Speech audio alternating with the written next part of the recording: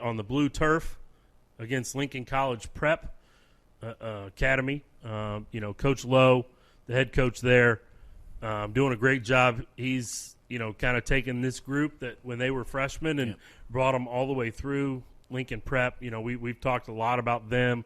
We had Coach Ryan Glasgow, who's the AD over there, on a few weeks back, and great guest. I got to interview Coach Lowe a couple weeks ago. You can go back and also watch that interview here on UClick TV for the Kansas City Area Coaches Show. And the coach for St. Joe Benton was on with us as well. Right. So, you can see those interviews, and, it was a couple weeks back, so they were in prep for this first game, but it was still up in the air, but it's happening. Today's Thursday, tomorrow night, Friday night, it'll be kicking off under the lights, 7 p.m. So 4 great high school football games to watch here on the U. This is the one really good thing, Gary, is the last team we broadcasted, one of the last teams was Lincoln, and then Lafayette over at St. Joe, but Benton, we broadcasted the Benton-Lincoln game at the girls' game at the districts. So we're kind of 5 months later, here we are with some of the teams we finished with when the pandemic started. But the one thing I want to say about Lowe, probably almost a 300-pound quarterback that's going to play D-line at Iowa State, right? Mm-hmm. And I asked him, I said, how did that happen? He said, well, I asked him what position he played, and he said, I played quarterback. And so a lot of coaches wouldn't even looked at him very seriously, right? You would have said, no, I want you on defense or O-line or whatever. They looked at him and realized this guy is really good. He's fast. Of course, you got to be fast if you're a D lineman, right? Mm-hmm. And I mean, if you could give him the ball every time, he'd probably average 8 yards a carry. Yep. So, give it to Coach Lowe for thinking outside the box there. Yeah. Yeah, that's good. Another thing that's cool, we'll go back to our games real quick, is also being broadcasted this weekend is a lot of high school ball on ESPN. I thought it was just one game, but it's like 7 or 8 games over the weekend. So versus like ESPNU and ESPN. So pretty cool, because I just remember what's the guy we had on? What's the guy's name we had? Tyler Jones. Yeah, he was talking about Broken Arrow. Broken Arrow. So I was looking that game up. That'll be on Saturday. So pretty cool. Nice. Yeah, so it's cool. So the thing is, like, if you're as he said, the mothership football, Yeah, the mothership. Yeah, if you're the mothership. So if you're itching for some football, like you can get some on UClick, and then you can also get some on ESPN this weekend. So pretty cool. So I'm down. Four great football games, from different parts of not only our great city here in Kansas City area, all the way up to Maryville and Chillicothe, Blair Oaks, out there, and all the way up to Des Moines, Iowa. So I was joking last year. I was joking when I said we're almost in Oklahoma when we were in Lawrence, but it's closer to Oklahoma than we are right now. But and almost in Iowa this year we are in Iowa, right? Yeah, we are with Des Moines. And like I said, that should be a really good game. It's kind of a rivalry game, for those two schools. Like I said, there's 5 public high schools in the Des Moines district, and so 2 of them are facing off. And Hoover and North have had some battles. I remember them having some battles when from my coaching time up there, when I was at Roosevelt. So, and so I'll definitely be interested to tune in when we get Des Moines Hoover versus Des Moines Roosevelt. Because that's where I began my career. The old grassroots beginning for Mr. Coach Gary Carl. Yeah, and there's a place. If we would have had a MFA football this year, we would have went up and covered probably the Bulldogs playing the Blaze, which the owner of the Blaze coaches at Hoover now. Okay. First year that's there. cool.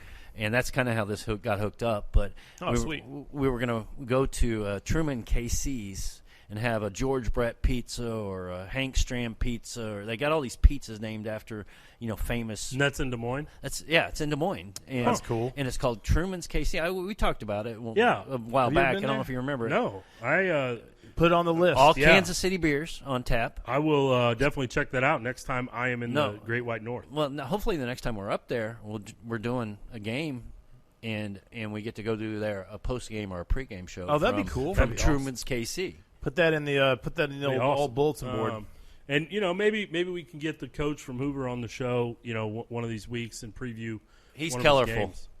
But anyway, good. That sounds good to me. So there's your slate of games on the U tomorrow night. There's a few other interesting games that kind of stood out to us. The big one, I'll tell you one. The big one for me that I'm kind of tied into is the one we have on top of the list. Which is a couple really good teams. It was Ray Peck and Rockhurst. Yes, big time, baby. They had a good game last year too. I think it was. I might be wrong. I think it was a close game. Is it really? So, but don't watch that. Watch the Euclid. Yeah, game. watch the Euclid games. Yeah, Watch the replay later. But watch yeah. the Euclid. But anyways, that's gonna be an awesome game. I'm kind of tied into Ray Peck because I live in Raymore, so I should have worn my. I didn't even think it. I should have worn my Ray Peck hat today. I'll be wearing it tomorrow. Is that game tomorrow night? Yeah, game's tomorrow night. Baby, yeah, I'll have my Ray Peck hat on tomorrow. So that'll be kind of cool to see. Those are two schools that have been pretty good at football for quite a while. So two great schools at And it. both schools have new head coaches this year for the first time in 20 years. And I would say, I mean, I don't want to throw shade. I'll say it. It's the way you don't have to say it. I think Rockhurst has assembled one of the best coaching staffs I've seen on paper for sure. You don't have to say anything because I don't want you to throw shade at any of the coach you know. But they have a nice. But I mean, it's a lot of experience. I would say. So Kelly Donahoe retired from Blue Springs after 20 years. Yes, there, and he became the head coach at Rockhurst.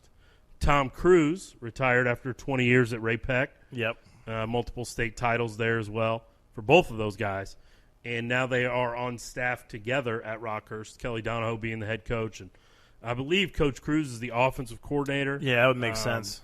I am not 100% on that title, but I believe that's the case. And so, Ray Peck had Coach Sean Martin take over in his first year. He was there with Coach Cruz all the way through. So he's been there 23, 24 years. I did get to talk to him also on Euclid TV. But the interesting thing will be to see if Coach Cruz, how much he maybe changes up what Rockhurst has traditionally kind of done. What he'll probably do is he's I would say he's a great coach. He'll probably took the talent that he has and he'll mold the offense to tailor that. And then it'll be interesting to see if Ray Peck will probably run a similar offense that they have, but they'll have to change up a few little deals to kind of trick. Because Cruz, I'm sure, is like, this is what they're going to run. And so, as far as matchup goes, Ray Peck's got switched up a little bit. Yeah. So it's going to be a really interesting matchup. Do you know who the DC is at Rutgers? I do not off the top of my head. Probably someone else who has a lot of experience too. I had heard initially that Greg Oder, who had retired from Blue Springs South a few years ago and had been coaching on the Kansas side, I had heard that he was possibly going to go over there, but I don't know. I have not had anybody confirm that. So, but I mean, if that's the case, that's 3 really good coaches on that staff. But that's just an interesting matchup to me. Like I said, both first-year head coaches, even though Kelly Donahoe's been doing it for a long time. But, first year being at Rockhurst. That's a college staff, man. Yeah. Yeah, I agree. I agree. And, like I said, Coach Martin at Ray Peck, he's been there. He had been there with Coach Cruz the whole time. So, I mean, he knows that system. He knows those kids. It's a great community. You live out there. My kids go to school. I have a freshman at Ray Peck High School now. So, great community. You're old. I know. Right? I know. He, posted that. I was like, what? Wait a minute. Hold on. Let me count my years here. Yeah. Where are we at? What? So, I think that'll be a great football game. But, obviously that's one that just kind of sticks out to us. Another one on the list, for obvious reasons, is Van Horn at East. Coach William Harris has been on the show numerous times. That's my boy. Yeah, he was our first guest here in the Euclid TV studios when we started broadcasting from here. Yep. And, was on Show 100. A long time ago. Yep, he's been on a few more times. So, obviously, Van Horn at East, is kind of an important game for us, just, being so close with Coach Harris. And, wish him the best of luck there tomorrow night as they kick off their 2020 campaign. And we also have Southeast at Kansas City Central. So another city game. You might say, well, these guys are highlighting all, these city teams. Well, these city teams work hard too. Right. And they deserve it. And our friend DJ Patel, who, again, been on the show numerous times, great guest. Of course I'm going to root for my friends here. So, Really? I mean, who doesn't root for your friends? Yeah, exactly. I mean, you'd be a bad friend if you were like, yeah, best of luck. I don't really care if you win. Yeah. I mean, so of course I'm going to highlight, my friends' games that they're playing. And, last year I know Van Horn barely beat East in overtime. And that's still kind of a sore spot with Coach Harris. He felt like that game should not have been that close.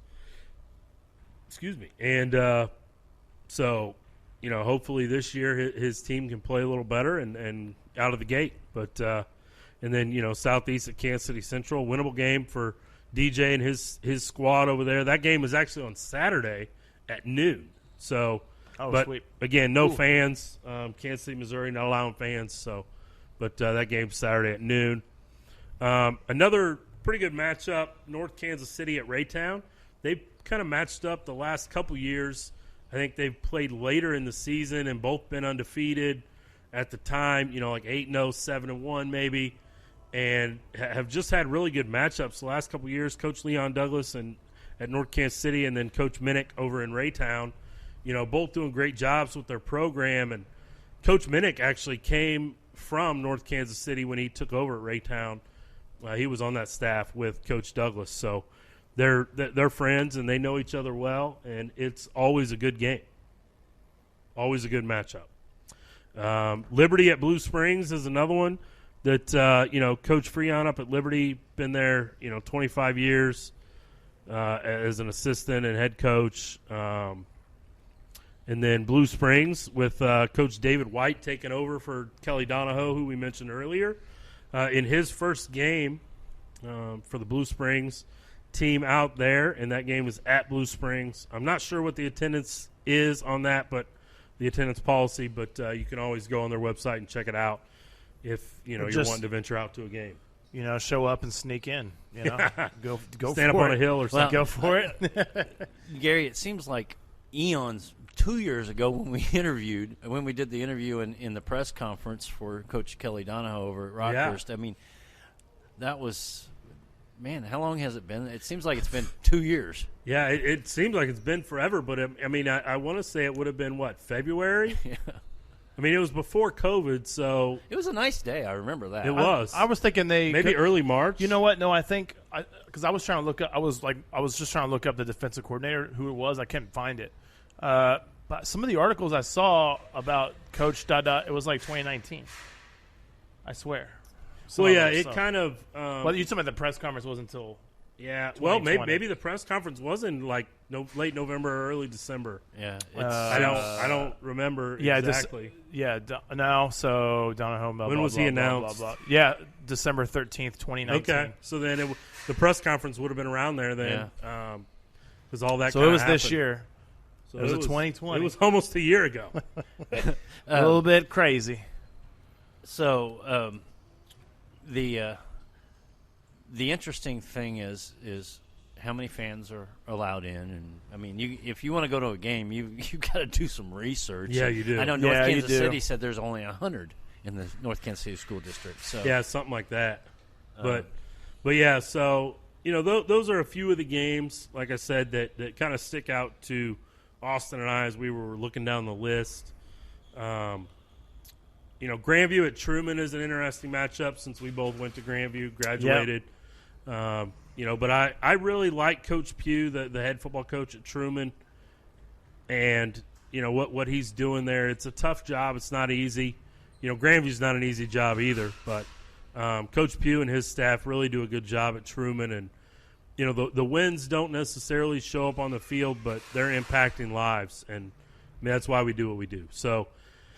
Again, just a handful of games. Your 4 that you can watch on UClick. Again, Blair Oaks, Maryville, which is played at UCM. That'll be interesting.